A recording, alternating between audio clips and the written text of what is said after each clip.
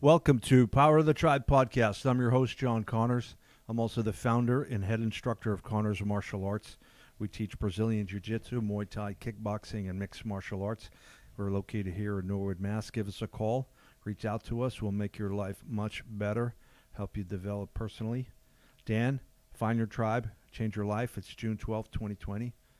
How you doing, Dan? Good. Good. Going to open back up any minute now? Any minute now. Yeah, I'm feeling it. Happy. Yeah, I'm not as optimistic just because I had a bad week with this because I felt like the same as you feel, like everything's opening back up. Okay. Well, like there's outdoor seating at some places right, now. right. Getting ready to go. And then the schools announced like, basically it's going to be really tough to open in September. The kids are going to have to wear masks, only 9 kids per class. And I was like, what? Like in my head, I thought by September, because by September, in theory, we should be a couple months into no new cases at all in the state. Feels think like it's like, let's just go. Let's go. Like we have to get back our lives. Last time I checked the numbers, Dan, no deaths under age 20 in Massachusetts. Yeah. So that seems to indicate it's really not a risk for young not for people. them. Yeah. So, and then that's still more than 2 months away. That's still maybe it'll change a ways up. Yeah. So maybe they'll change, but I don't see. You can't just say 9 students per class go. Like how do that's not viable, right? This is something the state is advising. Yeah. Huh. So I sort of felt like, wow, I thought by September it would be like this is all in the past, and now I'm wondering when it's ever going to be. But we'll see. We'll see. I don't On the even want more to talk positive about note, the gym, I think, will start. Businesses are sort of slowly forcing their way back open, I think. Yeah. Yeah, I can't wait. Definitely. I want to get back to it as soon as possible, aggressively as possible. I wonder if when this first all started, the quarantine, if those old episodes were on there saying, well, the gym will be open in 2 weeks or 3 weeks or Dan, I remember a lot of 2-week talk. Yeah. And they fed us 2 weeks, like a lot. Yeah. Until they stopped doing it because they realized they can't even do it with a straight face anymore. Yeah. 2 phases now. You're 2 phases away. Yeah, all kinds of phases. Yeah. Yeah. 2020's been fun so far, hasn't it? Crazy. Dan, fun year. I'm gonna switch topics on you before I Sounds get good. depressed. I watched the Bruce Lee 30 for 30 so documentary. Did I. Yes. And it's not my first Bruce Lee documentary though. Really? Yeah. I didn't know that. I have some other I wish I could remember. Are you a big Bruce Lee fan? Not really. Not really. No. I could comment more on that. I feel like it depends what you mean. What did you think about this documentary? Did it change your opinion about Bruce Lee? Did you think differently of him? As usual, I like to try to have my opinion get tweaked and like add nuance to it, like different things I knew or didn't know. All right. I would say this about Bruce Lee. I don't think you could or should deny his role as the first and one of the only to this day major Asian American movie stars, right? There haven't been a lot, and he was. I hadn't thought about it. I guess you're right. Know what I mean? Yeah. So he's an icon in that way. Totally. In the world of MMA, which is a lot of our audience, or jiu-jitsu, there's more talk about his fighting skills. That I just don't buy into, as much as I think he was very quick, very athletic, and his mindset did he had a great mindset for how to learn, great vision, and that's all great.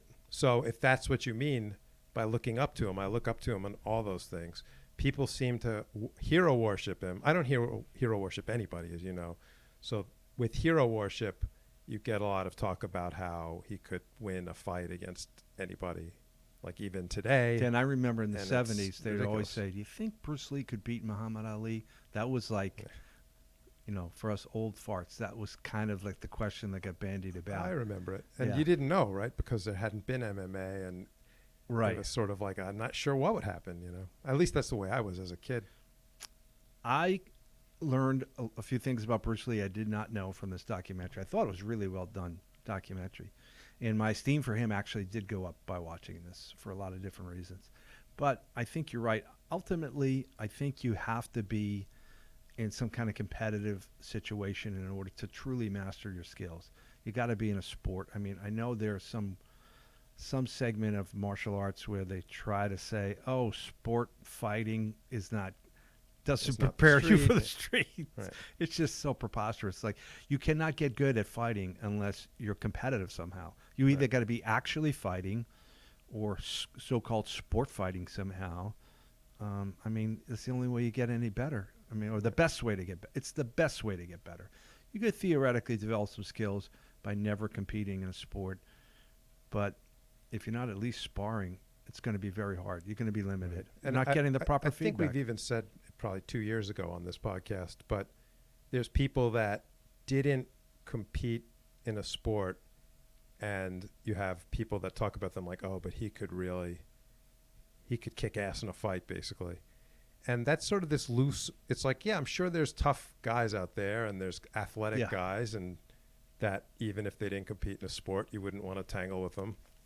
But that's a different question. That's not the question we're answering. The question is, can you? So, and I don't think Bruce Lee did compete that much. So I don't think he would be as effective as his persona is as a martial artist. You know. Well, two things people forget. One is he walked around at 135, so that's less than any fighter out there, right? Like even the 125ers walk around above 135. That's a good point. I was just listening to Henry Cejudo. Yeah. He says he's walking at about 150. Right. He's the 125 champ. He's a 25 and 35 champ, but yeah. So he's smaller. You have to think about that. And then secondly, he was interested in grappling. He saw the value in boxing and wrestling. Yeah. He knew some ground, some judo, but he was not good at it. Like he wouldn't have even claimed that he was achieved mastery of ground fighting. He saw the benefit of it, but, you know, he'd have a lot, you know, when people put him in modern day, I think he would obviously struggle against good takedowns and jiu-jitsu on the ground. I remember in the 70s and in the 80s, probably in the 90s too, JKD seemed pretty popular. Do you know anything? Is it popular at all anymore? Do you know? I assume not. I think MMA's run it over. Yeah. But when I remember as a kid, Dan, I think I got Black Belt magazine. This is Jeet Kune Do. Jeet Kune Do. So I got that magazine as a kid, right? And Jeet Kune Do was on there every other month, I thought. It was like so popular. It was such a hot idea, right? It was like the idea is completely innovative. Take what works and discard the rest. Which is MMA, right? That's why I think Bruce Lee has a claim of philosophically being sort of like a father of MMA. Yeah. Because again, back then it was which style wins. The only style is karate. The only style, which is better, kung fu, karate, taekwondo. And then how would they do against a boxer? And Bruce Lee is the first. I'm sure other people thought of this, of course, but he was the first popular figure, public figure, to say you should just take what works from each style. You know, when I started jiu-jitsu, I started in January 1999, and that was the vibe that we had back then, was just that. We don't care about bowing to each other. We don't care about addressing each other. You didn't call your teacher master or sensei. You didn't call him professor. You just called him Roberto, and that's what it was. It was this real sense of informality, almost a rejection of ceremony, and it was about more just sport model over martial arts model, right? Yeah. It was this idea of like we're just doing what works. Yeah, and of course, jiu-jitsu training feels very experimental when you're training. You know what I mean? And people are innovating stuff all the time, so it had that sense. It's much more formal now, which is interesting. And isn't this the benefit that you were talking about live training and sport training, that you almost have to refine what works because you're on the mat, you're using it. Like, you're not going to stick with things that don't work or you'll lose. That's it. Well, here's the other thing, Dan, when you just said that, take what works and discard the rest. How do you know what works if you're not competing? Right. If you're not actually in a competitive situation, if you're not fighting or sport fighting or something, you don't know what quote unquote works. And right, I think he was sort of thinking through what works. Like, he'd think what works best for my body type and my body weight, but it's not as good a system as. What do you think his greatest quality was, Bruce Lee? I have an answer for you. What do you think? What would you say it is? And I didn't realize until I watched this documentary. There's a few answers. I'd go with what we're saying. I'd say with not falling into sort of having an innovative mindset. I would say I guess I would say what we're talking about, that he didn't say I'm a kung fu guy and I don't want to look at anything else, and then say, having an open-mindedness when no one else was. It's right. It's hard to pick one quality because he had so many great qualities that when you combine them, they create a unique character of Bruce Lee. But what I didn't appreciate, and I don't know why I didn't appreciate this documentary, is his quality of showmanship. He was like a master showman. And it's like, oh, right. And I don't mean that as a criticism. I mean, so he supposedly really made it to the scene at this Long Beach Invitational tournament, some kind of tournament, a martial arts exhibition, and they show him doing his thing, but it's like a show. Yeah, it's like he's not fighting anybody. He demonstrates the 1-inch punch. He does like three finger push up, which super cool. But probably a lot of athletic 135-pound guys could do it if they trained it. And then he does that 1-inch punch, and the guy, I mean, he got the perfect chair, the perfect floor, because he hits this guy, and that chair slides 12 feet across the floor. And I'm like, that's fascinating. They must have had those little felt things you put on the bottom of the furniture so you can move it around your hardwood floor. Because, I mean, if Mike Tyson hit the guy in the stomach, the guy would just collapse on the ground. But to slide 12 feet across was such a awesome demonstration, right? Such showmanship. And he knew that. Like, he arranged all that to happen. And then they show him grappling with somebody. He's got a blindfold on. And the guy really isn't resisting, but he somehow puts the guy down. I don't know what the hell. He, like, wrist locked him or tripped him or something. And then I thought, when I looked at it, here's how I remember it, Dan. Maybe I'm wrong. Like, he puts the guy down, and then he lifts his chin up and kind of looks around the audience with a kind of a smile on his face. To be clear, it wasn't grappling as... We know it was like that trapping, like the arms, like the... But then he put the guy down. But it was all an exhibition. Like, the guy wasn't resisting 100%. Yeah. But what I mean is, like, he just created these, like, you need, like, a demo. You know what I mean? Yeah. Like, if you're a carnival barker, you got to draw a crowd. If you're selling, like, knives at a festival, you got to get everyone to come over. And then you cut a Coke can in half with a knife, right? And people are like, that knife can cut cans, and then you sell them the knives. Like, if you just said, hey, everybody has some really nice knives for sale, they're a great value, like, nobody would even look at you. You got to do, like, some crazy thing to get attention. Like, Houdini would go to a city when he had a show, and he would, like, hang upside down from a 5-story building in a straitjacket, and then he would escape. And then he'd go, and I'm playing, I have a show this weekend, and the whole thing would sell out. Like, that's a showman, somebody that can like really draw a crowd.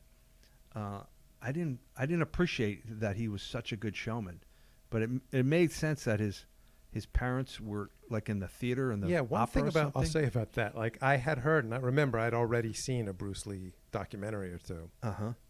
There was this idea like he was a street fighter that made his way to a Hollywood star, and I'm like, that's not quite right. Like, he did fight. He was sort of a street fighter. Like, he had a brother saying he had a taste for, like, brawling and but that sounds like he came from the street and the ghetto just or didn't something, at all. Right? Yeah, that it was like his parents were in show business, so it's sort of like he didn't make his way from the ghetto to a movie star. He made his way from immediately put into movies by his parents. You know, in Hong Kong, like, he was in movies from when he was 7. I didn't realize that. I didn't either.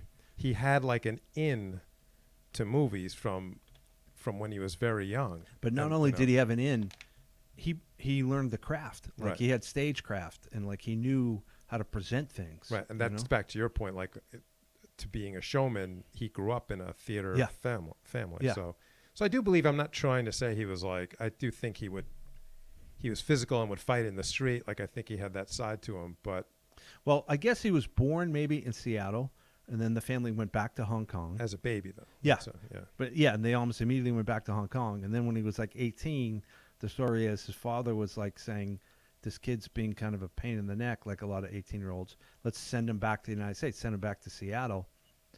And I think that was such a brilliant move because if you go to this foreign place now, like Seattle is kind of foreign to him.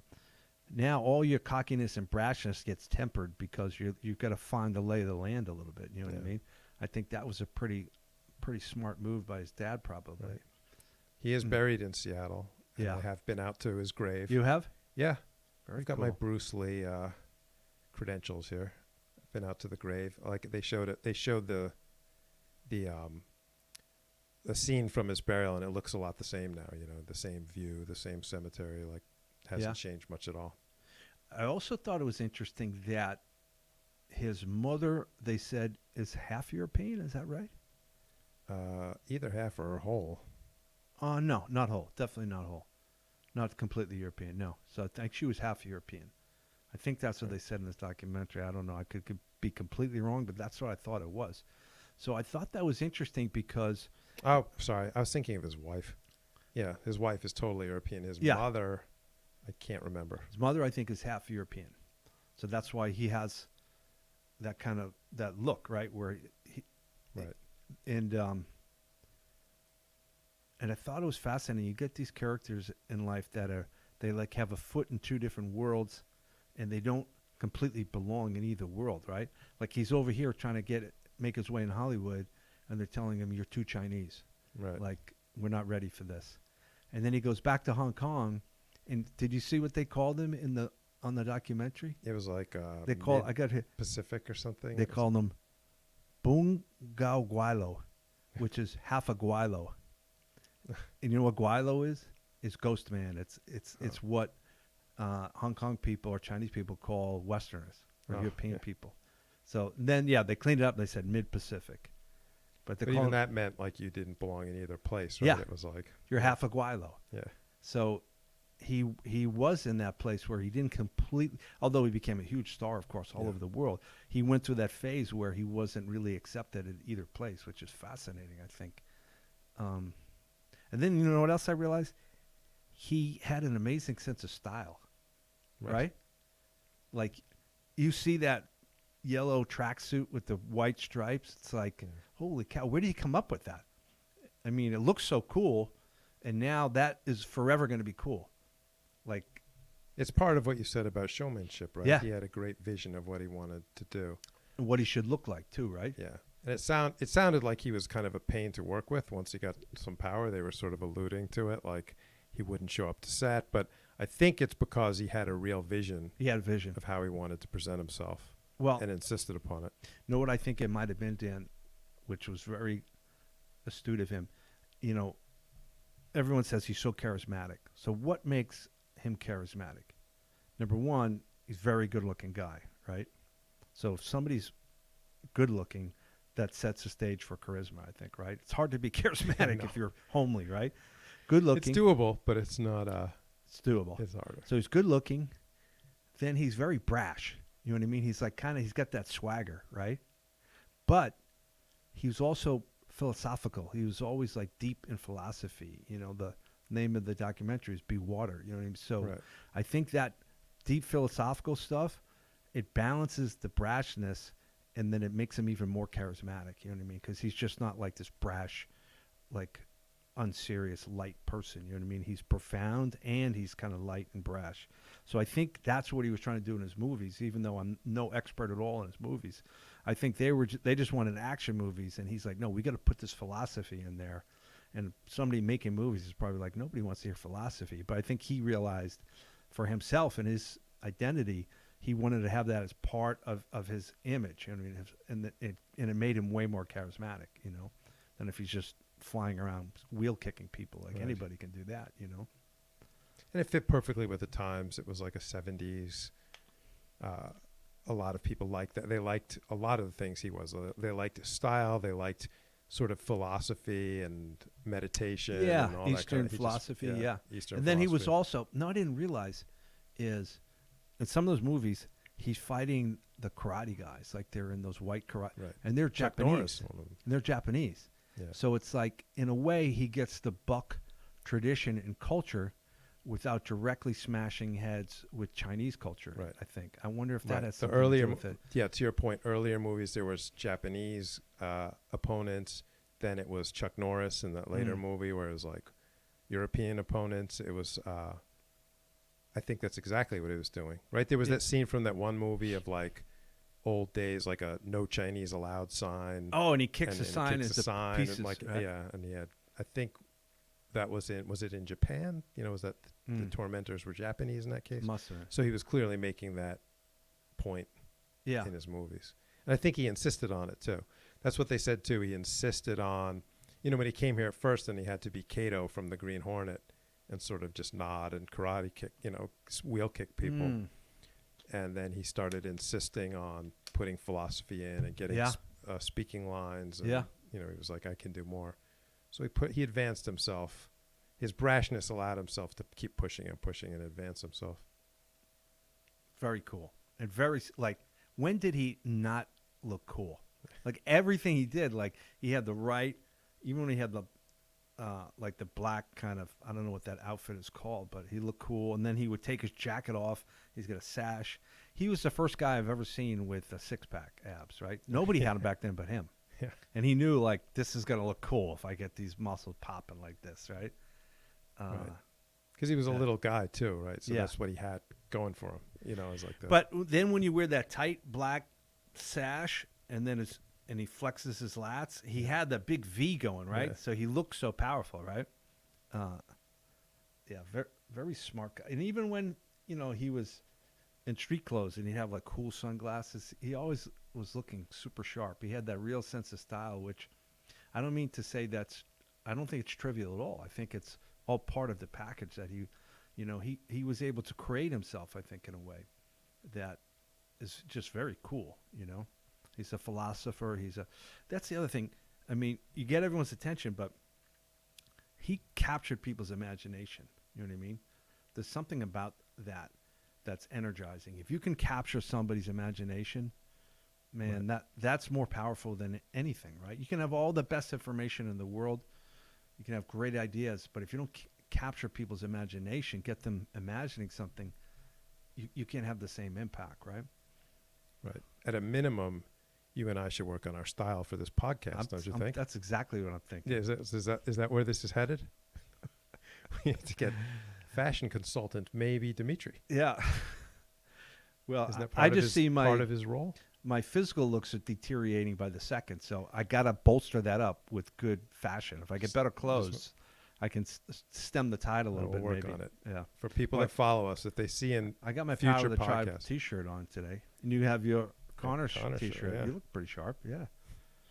Well, I was thinking. It's funny you should say that. That maybe I should try to work on my showmanship, because I don't think that's a quality I necessarily have, and I think there's a power in showmanship. You know what I mean? When you can get. When would you work on it? Like during teaching class, or in marketing, or in what way? Probably both, Dan. Yeah. I mean, I don't you think? I think it's a good idea. I'm not positive. Where I'm on the fence is. You don't see me as a showman. But do you have to just have it or not have it? Have you know it or what I mean? not? Like, yeah, that's I don't interesting. know. I don't think so. I think it's a. Maybe it's like anything else you can work on. Technique, right? Some people are going to be natural. Some aren't. Some have higher ceilings. Some get have lower better ceilings, at it. But Yeah. you can get better. Yeah. Yeah. It's about creating. If you think about it, you know, I'm also a fan of Wim Hof. So Wim Hof is the Iceman. For people who don't know, he's got a breathing method. He has a whole sort of physical method. I do his breathing, Dan, almost daily. I try to do it daily. I probably get it 6 days a week for sure, weekend, and it really helps my health. It helps my nervous system, I think, my immune system. But how did he get on my radar to begin with? It wasn't by breathing. No. Right? Yeah, he buried himself in ice for 2 hours. He broke the world record for burying yourself in ice. Right. That's what'll catch your eye. When so you see someone lowering themselves in an Arctic ice dug out of a frozen pond. Well, that's the other thing. He swam under a lake in Finland, like 75 yards underwater, and his retinas froze or something. He was temporarily blinded, but he somehow survived. And then he ran a marathon above the Arctic Circle in shorts and no shirt and a hat or something. And then he ran a marathon with no water in some desert someplace. So all of those things are showmanship, and they get that. It got my attention. So I'm like, wow, this guy And it captures your imagination because they seem like a superhero. They're like, this guy has superpowers. Right. Obviously, he doesn't have superpowers if he's a human doing it. He's just figured something out. But when you see somebody who seems like a superhero, you get fascinated by it. And you're like, I want to be a superhero. I want to figure this out. And that's how he hooked me. That's how Wim Hof hooked me. One more issue with showmanship, and this relates to development of skills too, is do you like doing it? You know what I mean? Like some people really like it. Like being the center of attention? Yeah, you mean? like being a showman. They just Right. comes naturally to them. They enjoy it. Yeah. It's going to be difficult to pursue it if you're like, I hate this. Do you know what I mean? If you're like, I I think don't so. like, you have to figure out a way to do it that you don't hate. Well, you're basically BSing a little bit for the most part, right? Like you're doing that 1-inch punch. You're like, how realistic is this? I mean, Right. Is this really fighting? You must know that, but you're like, but this will look fantastic. So at some level, it's a little BS-y. You know, it's a little not completely straightforward. And some people are more comfortable than others, right? Yeah. I'm probably less comfortable with that. But you see the power of Bruce Lee. Like I'm thinking now, it's so he's been dead like how long? For coming up on 40 years. I think it was 35 years? 73 he died, I think. So 37 years. No, 47. 47. So he's been gone almost 50, Almost 50 years. And It's he's hard to still like believe. there's cult worship of him. Yeah. And what it's back to one of the first things I was saying. Just my comments at the beginning of like, well, I don't think he could really win these fights. There's people that'll be furious. Yeah, you're going to get some hate mail. Yeah, I know.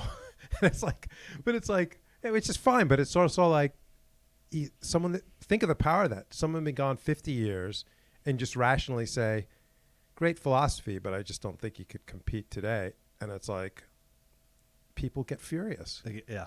So he's still on a pedestal for a lot of people. I think so. I mean, he came to become a symbol.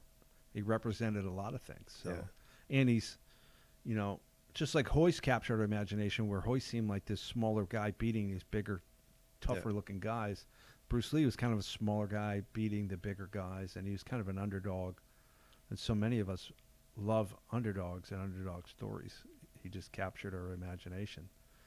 The other guy I was thinking of showmanship is Tony Robbins. His whole gig started with that coal walking nonsense, where like you say some mantra and you walk over hot coals and it's like magic. And the reality is, if you just walk over coals without stopping, it doesn't really hurt your feet. Yeah. Well, obviously, it's not the mantra doing it, right? I mean, but that's showmanship. That's a crazy demonstration, and it creates buzz, and people talk about it. And I just find that fascinating. Right. Yeah. And I think the coal walking had certain things like you add, like, and now keep your toes in this position and breathe. And, you sort of pretend that you're doing things to physiologically prepare your body.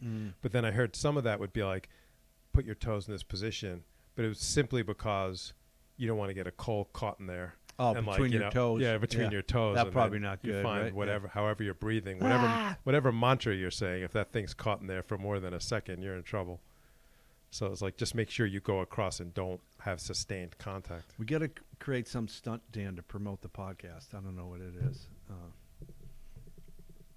I didn't film it, but I walked across my driveway today in bare feet. Was it hot? It was really hot. Yeah, I think it was. It seemed worse than the coals. I'm not actually sure how because I could barely make it. I was like, by the time I got to my steps, I was high stepping it, like. Well, I think what they do is they do the coal in the evening, like after a day long, the whole thing, and something like that. The grass might be a little damp. So you can get right onto the grass. Yeah. But I don't know. I don't know. What filming that is that? We should is film that compelling? We're going to film that. I don't know if that seems compelling enough. Maybe we've got to figure something else out. That's just off the top of my head. I like it. Yeah, so I thought Bruce Lee was pretty cool, man. Oh, and then remember, you're a little bit younger than me, but when I was a kid, man, I loved the TV series Kung Fu. Oh, right, yeah. And me too. Yeah, and it was, I must have forgot, but it was his idea. Again, for all the youngsters out there, it's hard to explain TV from like when you go back to the early 70s or early 80s, like there were no choices. And if you were a kid, they basically... There's 3 choices. They almost didn't make shows for kids at all. Like if you're a kid, they had Bugs Bunny. Or you watched the Three Stooges. That was from 100 years ago. And even that, like, but even the Three Stooges, even Bugs Bunny were kind of made for adults. Like if you think of Bugs Bunny, they'd be like referencing opera titles and stuff. You know what I mean? It's sort of... Yeah. You get older and you're like, that they couldn't have possibly made that for adults. But it's like, guess what? The Flintstones aired at night. That was an adult show. Gilligan's Island was an adult show, and I Dream of Jeannie. Flintstones was the Honeymooners. Yeah. In cartoon form. Yeah. So they were all they didn't really make shows for kids, and if they did, they were really, I don't know, Scooby-Doo or something, you know, like, so if you had a show like, here's a guy doing Kung Fu, it was like, oh, this is, you know, we were all thrilled by any show like that. That's why also there was the early generations. Now people are sort of these sci-fi kind of fans, but like a lot of kids back then would watch Star Trek just because it was like, hey, there's people like punching each other and shooting each other with monsters. Yeah. And there wasn't a ton of options. My favorite technique, the intertwined finger Captain double Kirk, Captain Kirk on the back. To the back. To knock him unconscious. Yeah. Right. Again, I don't know if it might work. I haven't tried. But again, it would just... Who would work? Who would win? Bruce Lee versus Captain Kirk? I'm going to go Captain Kirk. I'm going to go Bruce Lee would be kicking the shit out of him, and then Kirk would say something poetic, and then Spock would neck pinch Bruce from behind or something like that. He'd come out, find a way to win. It's a... back then you just like Lost in Space, like anything that was sort of kid, you were like, there's a monster on it or there's a fight on it. So back to Kung Fu, it wasn't monsters, but you're like, oh, there's fighting. Yeah. Like that's why we'd all watch $6 Million Man or like those. By the way, have you seen one lately? I've seen one in 4 years. Yeah, pretty bad. Like, so those 70s shows, they're like, I tried to watch some of $6 Million Man, and I was like, you can't sit through it. Awful, right? Or when my daughter was younger, I had her watch like that 70s Wonder Woman, and it was like, we can't. It's Linda not, Carter. It's not watchable. Like it's just none of them are watchable.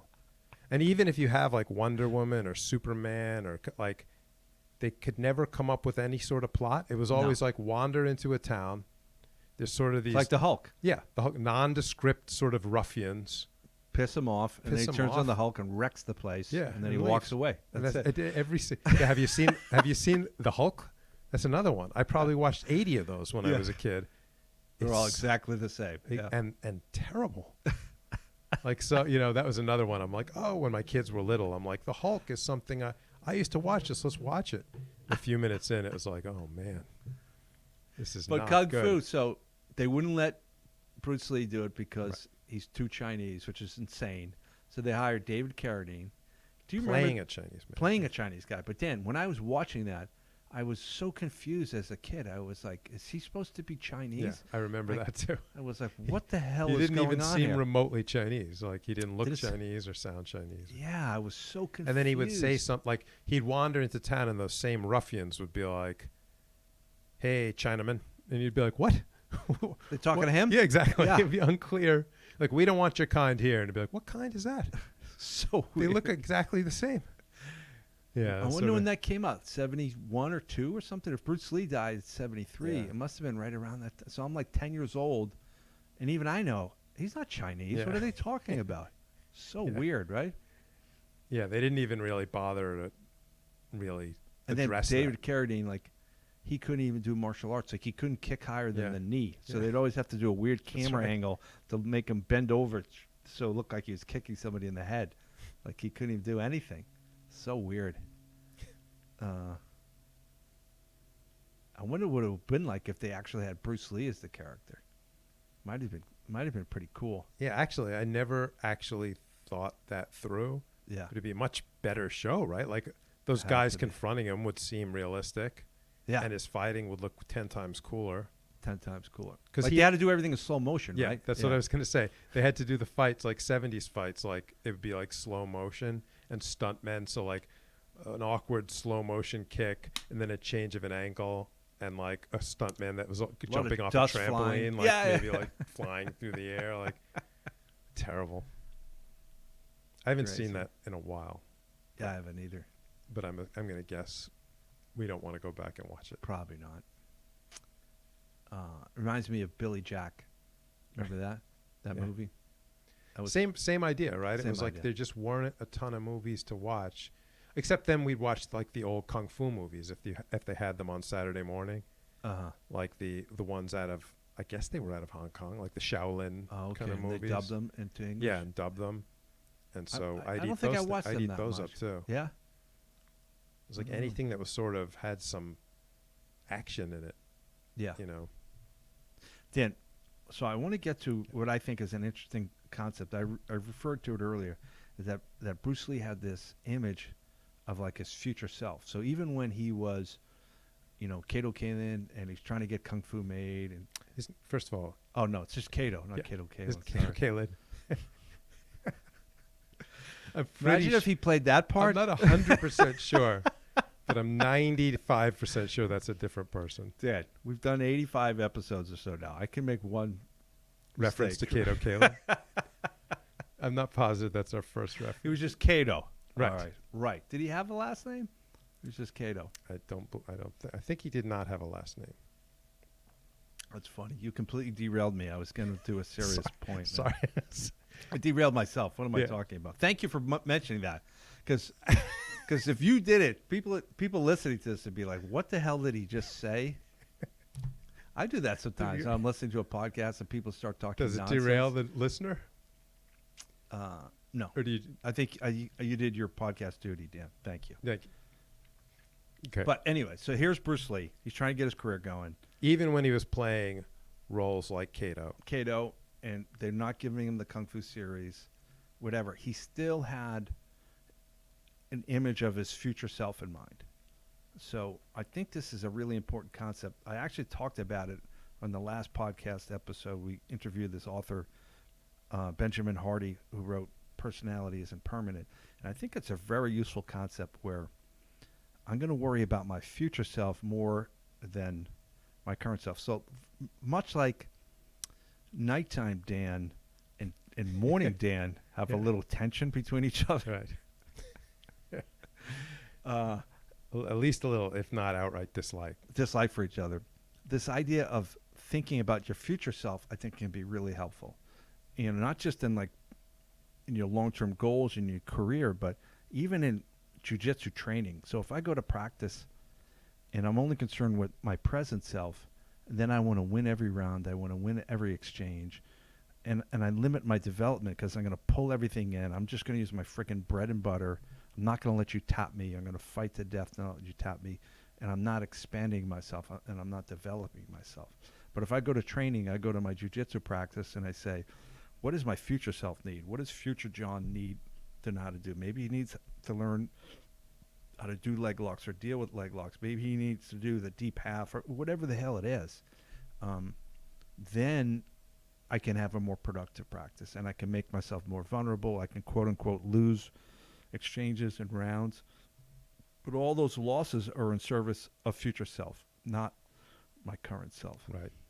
And I think there was many throughout his whole career, there was examples of that with Bruce Lee where he wanted to be the star and he would bypass certain avenues that gave him a smaller role, and he wouldn't want it because he wanted to be the star. That's interesting, Dan. You're right. I forgot about that part. So he turned down roles that didn't fit his future self. Right. Yeah, that was pretty. And a lot of people are like, you can't turn down that commercial for whatever the hell it was. Yeah, interesting. Most people go to Hollywood, they just take everything they can get, right? Right, because it could have, like in jiu-jitsu, an actual effect on how you train and how you roll, right? Like you could actually make different decisions about how you spend your practice. If you're, it's not sort of just abstract. It's not just a mindset. It can affect what you actually do, like your actual decisions. Now that I think of it, you really can't develop properly unless you're approaching it that way. And then you enjoy the training so much better, too. You don't go home berating yourself in your car. Not that you would ever do that, but you know what I mean. Right. So, for example, like if Bruce Lee is offered the Kato Kalin role, he's seeing himself in the OJ role. And then he's like, I can be, right? He'd be like, I'm going to turn down the Kato Kalin. I see myself as OJ. I've already done one Kato. Yeah. Right? Just for example. That's perfect. Yeah. That's very funny. Kato Kalin, that's a hell of a name, right? That just rolls off the tongue, doesn't it? I'm not sure what he's up to. But let's not get too derailed. Do you think his name really was Kato? Was he named after Kato? Like, because he Maybe was it's a nickname. he was assistant. It's to him? probably not. That's probably his name is Tim. Tim Kalin. Yeah, probably. So that's my big takeaway for our jiu-jitsu listeners. When you go to training, focus on your future self.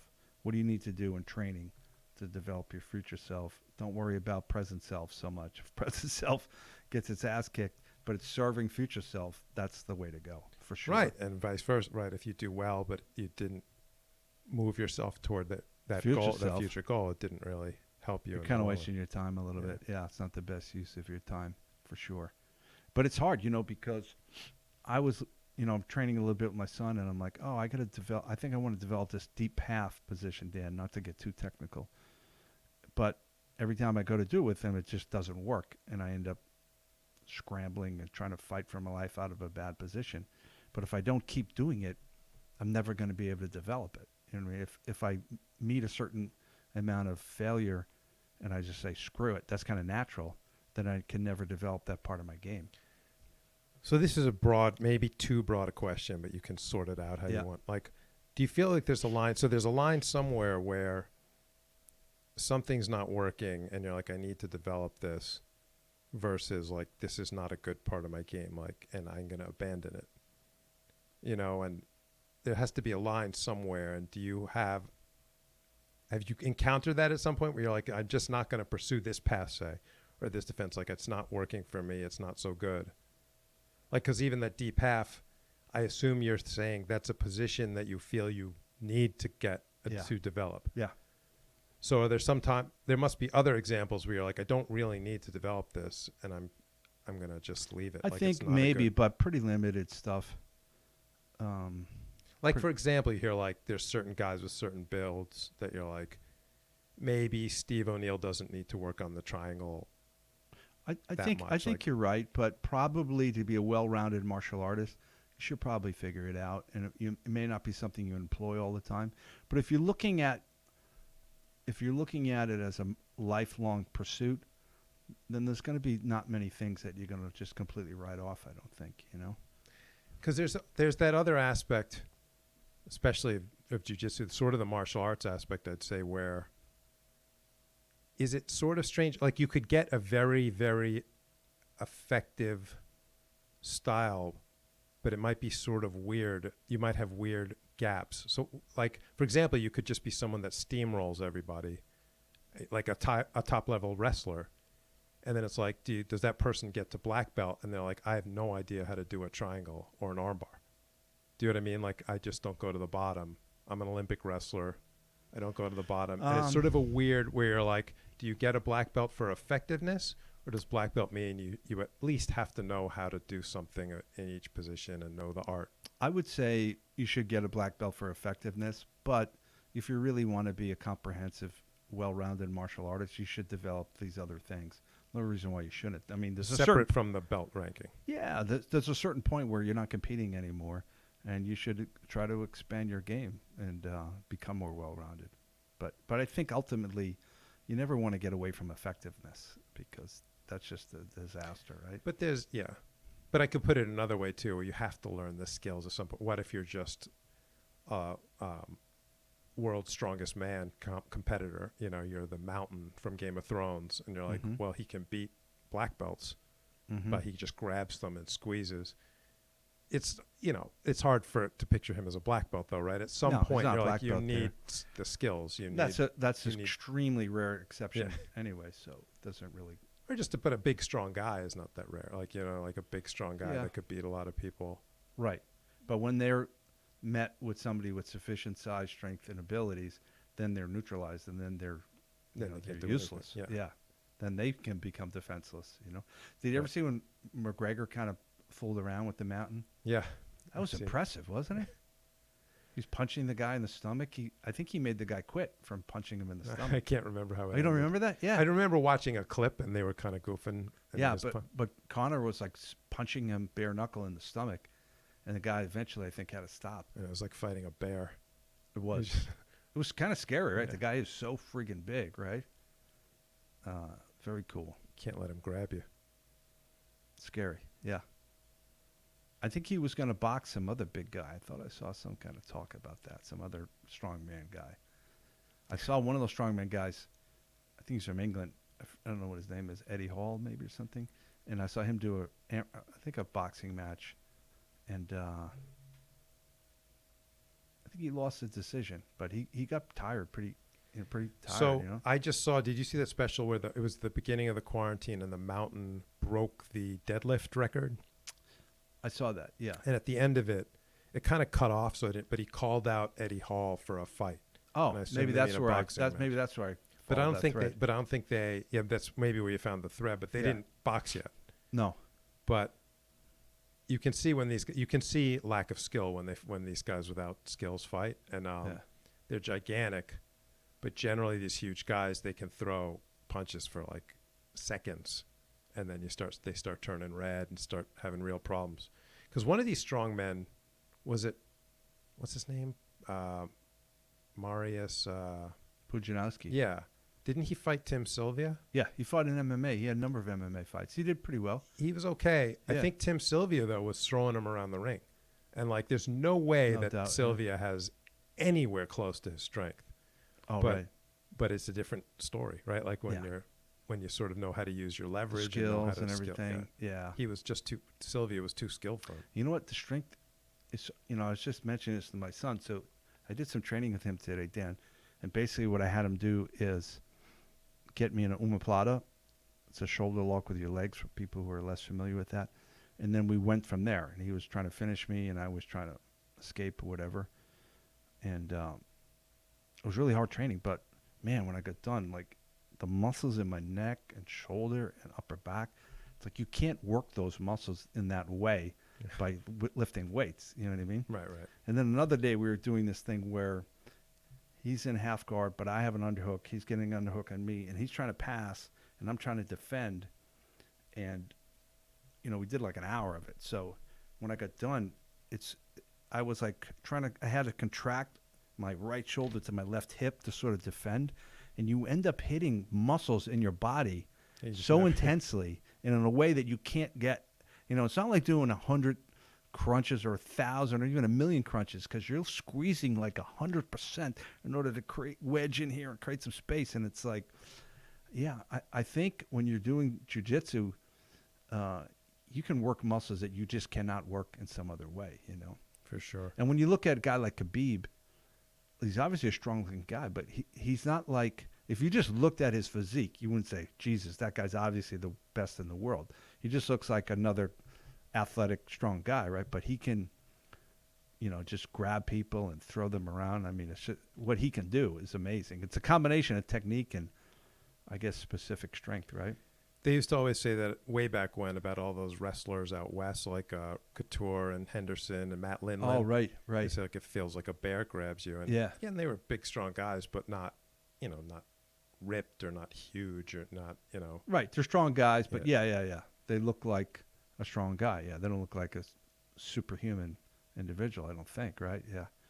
Yeah, so there's that functional strength. And I think everyone, most people listening know this, but like just working out, that can be frustrating about working out, where you do a certain workout again and again and again, get pretty strong, and you just change it a little and you're like not that strong. Right. Like, you know what I mean? You're like, I've been running, miles and miles, I'm pretty fit. And then you're like, let's do hills. And you're like, not that good at the hills, And you're like, come on, body, I've been running for months now. Like, it's exactly like that. If you hadn't done lunges in a while, just like with no weight, just do a bunch of lunges. Holy cow. Just wrecks you.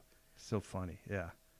But I think that's what's really good about jiu-jitsu. It's pretty much hitting everything from a lot of different angles. I think so. It's hard to miss a muscle group if you're rolling a few times a week. Definitely. So we got that going for us. I think we got about 9 minutes left, Dan. I wanted to, one of our super fans, Marilyn Burke, she sent me this book, The One Thing. It was so nice of her. She said she was listening to the podcast, and I said I was a little bored. So she sent me this book. And I happen to have read this book back in 2012. So the guy who wrote this book, Gary Keller, he's founded, I think, Keller Williams, which is a real estate company.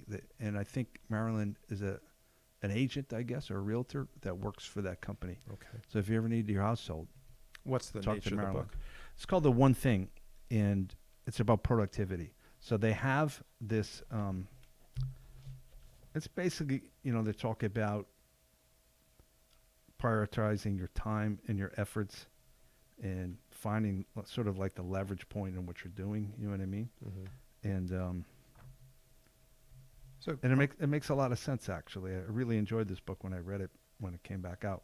It's aimed for a broad audience, right? It's not like definitely a broad audience. Anybody could get something out right. of it. So the one thing is, they have this what they call a focusing question, which I think is interesting. I'll read it to you, Dan. Dan, what's the one thing I can do such that by doing it, everything else will be easier or unnecessary? So, and is it supposed to be one thing overall, or you do that for each task? Like, I think what's the one both thing? And okay, I think both. So you could say, let's say I was completely out of shape and my health was poor. I wanted to improve my health. What's the one thing? And I'm thinking it might be just eat whole natural foods. If I did nothing else but just ate fruits, vegetables, and fish and meat or whatever, and no processed food, no sugar at all, and I just did that, that would probably improve my health almost better than anything, right? A huge change, yeah. It's not easy to do, but that's the thing. Like so many of us focus on things that seem easier, that kind of help, but they're not really the best thing to do in order to feel like you're making progress. You know what I mean? Where if you just could narrow down, like, I'm just going to do this one frickin' thing. I don't know. I think it's helpful. A good idea. Thanks to Marilyn. Thank you, Marilyn. Yeah, one of our super fans. So I think that's about it, Dan. We talked about Bruce Lee episode. The future self. The only other thing I wanted to talk about as far as jiu-jitsu is I keep thinking of this idea, Dan, of what I'm phrasing it as I want to look for the mistakes. So when I'm doing jiu-jitsu, what are the mistakes? So I'm phrasing it differently than saying what are my mistakes. Because I think if people say, what are my mistakes, we're naturally defensive. We don't want to think about our mistakes. Or we identify with the mistakes, so we don't even want to talk about it. But if I just say, what are the mistakes that I'm doing maybe, then I can depersonalize and I can fix them. This is interesting. Better. Instead of like, what did I screw up there? It's like, what? It's just a jiu-jitsu perspective, right? Like, what went wrong there? What are the mistakes? What was the mechanical issue that allowed him to pass, or something like that? Yeah, depersonalize as much as possible. I realized this because I was training a while ago with Mark DellaGrotte over at Sityodtong in Somerville, and I was shadowboxing, and he was watching me shadowbox, and then I had this feeling of like, oh shit, I don't want to make a mistake. And then suddenly I wasn't shadowboxing properly. I'm like trying not to make a mistake. So then I'm making other mistakes that aren't even what I would do if I was sparring or fighting or anything. And then I realized, oh no, I want to do what I do so he can improve what I do and find the mistakes in what I'm actually doing. And I'm trying to bring that perspective into my own jiu-jitsu training too. Like, I'm just going to do my thing and find out what the mistakes are. Do the best I can and find out what the mistakes are. I don't know. It's helping me. It's a small shift in perspective, but I think people could use that. All right, Dan. Do you have anything else, bud? Good. It's good. I can't wait to see everybody back at our academy soon, and we'll see you next week. Take care.